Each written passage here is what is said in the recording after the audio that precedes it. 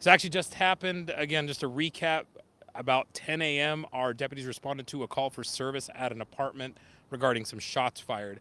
Now, turned out one of the callers was actually the resident inside.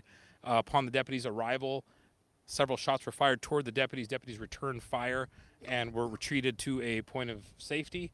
From there, we were able to call in a lot of other resources, including other deputies, including our SWAT team, our SED team, SINT team, which is our hostage negotiators, all came through. Pig long standoff, about 7+ hours of negotiating and talking to him. What I want to talk about, again, commending these people that, again, maintained patience, kept him on the line, kept going through.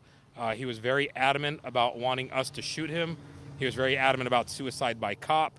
I also want to talk about, again, the drain and resources it takes. There's people talking about budgets and all this other stuff about reducing sheriff's budgets for this, and the other. You have 60+ cops here, but for the best possible ending is at about 5:30 or so, we're able to get him to surrender peacefully. Again, you've got all of these things going on, not to mention the drain it's taking on the general public just from regular patrol services. So, again, these things take a lot of work, but to get to this ending. There was gas deployed by our SWAT team inside. That suspect, at some point during the course of this, he shot down one of our unmanned drones. We have the little mini drones go inside to kind of clear inside. Again, these are just steps that are taken. We hear about big, bad, scary military equipment. This is the stuff we're talking about. This stuff saves lives. This stuff mitigates risk. This stuff keeps the public safe, keeps our deputies safe. This is what it's used for. But during that time, he also was able to grab 2 of these small drones, destroy 2 of those. But again, even with all that, even with all of his suicidal ideations, with everything he's talking about for us shooting him and doing suicide by cop, shooting at us multiple times, he actually exchanged gunfire with our SWAT team on at least 2 separate occasions after the initial call for service. But again, we were able to get him out peacefully. He surrendered. So, did he come out because of the gas, or did he come out voluntarily because of the negotiators? I'm going to say probably a combination of everything, but the gas certainly encouraged it. Again, we're going to talk about that military equipment. This is all a big combination of everything. We've got our armored vehicle out here. We've got every resource we have to deploy on this thing. This is why we have it. This is what we use it for. Right now, he surrendered peacefully. He did have, from what we understand, a gunshot wound to the arm, non-life threatening, so he did sustain that injury, but that's it. Out of this whole fiasco, that's the only injury from this whole thing. Not one civilian hurt, not one deputy hurt. So that's what we use it for. The arm injury was the result of a deputy firing or self-inflicted? Too soon to say, but I can say for certain he's got that one injury at least. Any idea of the motive of the event? No, we don't, and that's something we're going to have to delve into because even with the 7-hour standoff, right now is where the real work begins. You've got our homicide team out here. You'll have the district attorney's office, which will be out here. Again, the investigation is just starting now, so they're going to get into what caused it, what actually happened, and you're going to have a step-by-step just recreation of the entire event. So. Do you know what kind of weapon he had, and all told, approximately how many shots he fired? I don't have a round count by any stretch, but he did have at least a handgun. But right now, again, deputies still have to go in there, search the premises, and do all that other stuff. And we understand that actually shots went through other apartments. Can you confirm that some of these rounds that he fired off went into his neighbors' homes? I cannot. I don't know any of that yet. But again, we'll find all that out. This is where, again, the hard work begins, where you're going to have investigators out here all night. This is not going to wrap up anytime soon. But again, hopefully traffic here returns back to a little bit of normalcy. Hopefully residents here can return back to a life of normalcy. But that area back there is going to be locked down for some time. How many units were evacuated? I don't know offhand, but I can say, I don't want to give a number, but at least the immediate vicinity, most everybody backed out. There were a couple that did not want to leave and chose to shelter in place. That is their prerogative. Obviously, we're going to encourage people to take safety, but we can't force them out of their homes. Is this subject known to your agency? Does he have prior contact? And what can you tell us about the charges that he now faces? I can tell you he's an adult male. I don't have a criminal history for him per se.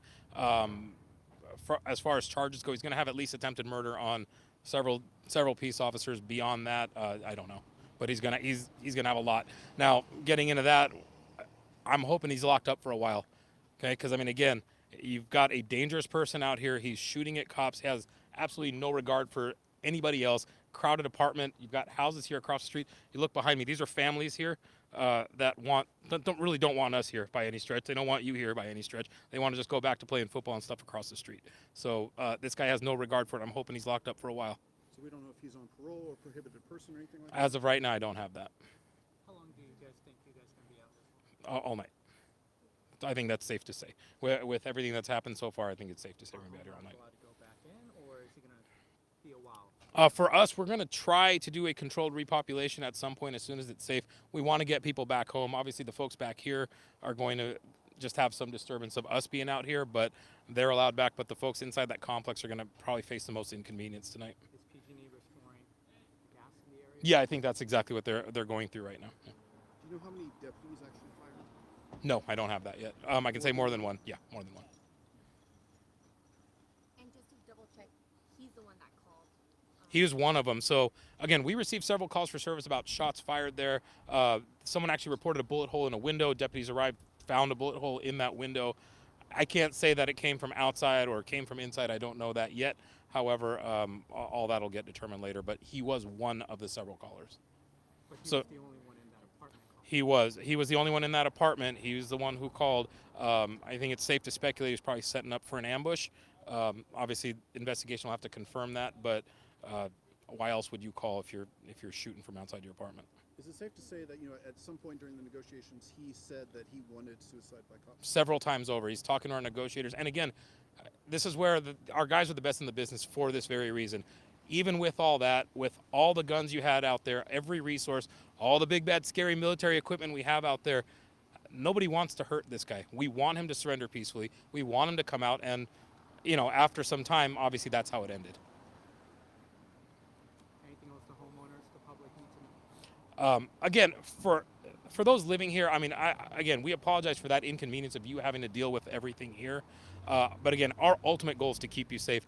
When we want you out of that house, again, while we can't force you, the last thing we want you to do is get hurt for a little bit of convenience. So when we're asking you and knocking on your door, please leave. I mean, I can't stress this enough. Get out of there. We're taking your safety in our hands. Trust us on this. And as these walls are thin. You live in an apartment, you live in a house, these walls are thin. Bullets travel all through kinds of things. We are going to take every precaution we can to keep you safe. We'll put ourselves in your way to make sure you get out of there safe. But when you're in there and you refuse to go, there's not much we can do for you. So he's taken to the hospital to be checked out. You think he'll be booked later tonight? yeah, I hope so. I mean, again, the injuries were, as minor as it can be for a gunshot wound, but hopefully he's discharged here soon and booked into jail. And when he is, we'll get you a mugshot, we'll get you his face, we'll get you his name, we'll get you all that stuff.